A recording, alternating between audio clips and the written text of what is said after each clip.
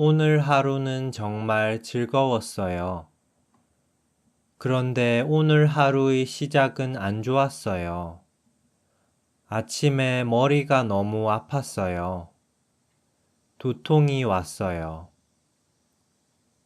이유는 잘 몰랐어요. 저는 보통 약을 잘 안 먹어요. 하지만 오늘 아침에는 약을 먹었어요.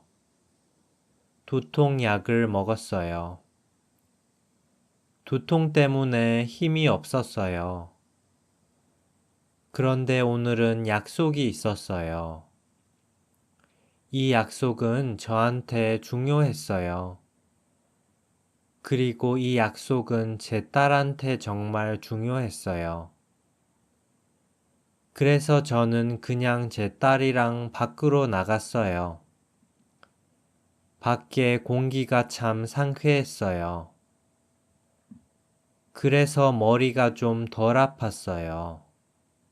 참 다행이었어요. 낮에 제 딸의 친구가 우리 집에서 제 딸이랑 같이 놀았어요. 저는 제 딸의 친구를 처음 봤어요. 제 딸의 친구는 제 딸이랑 조금 닮았어요. 둘 다 머리카락이 참 길었어요. 그리고 키도 비슷했어요. 저는 유럽식으로 점심 식사를 준비했어요.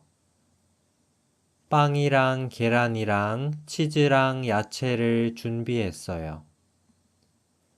다행히 제 딸의 친구가 음식을 잘 먹었어요. 우리는 나중에 해수욕장에 갔어요. 아이들은 해수욕장에서 즐겁게 놀았어요. 저는 그냥 앉아 있었어요. 그리고 팟캐스트를 들었어요.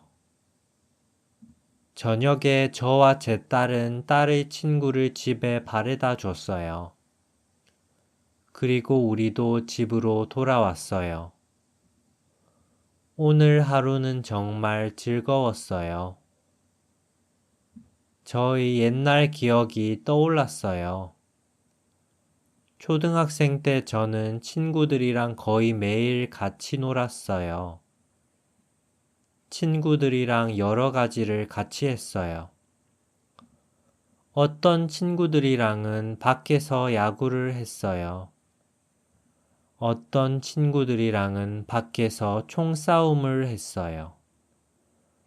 어떤 친구들이랑은 놀이터에서 놀았어요. 어떤 친구들이랑은 PC방에서 게임을 했어요. 그런데 중학생 때는 친구들이 시간이 별로 없었어요. 그래서 친구들이랑 자주 못 놀았어요. 그때 제 마음은 조금 외로웠어요. 그때 그 중학생은 혼자 시간을 자주 보냈어요. 하지만 그 중학생은 이제 어른이에요. 그 중학생은 아빠예요. 그 중학생은 한국어를 가르쳐요. 한국어 학생들이 이제 그 중학생의 친구들이에요. 여러분은 친구들이랑 무엇을 해요? 누가 여러분의 친구예요?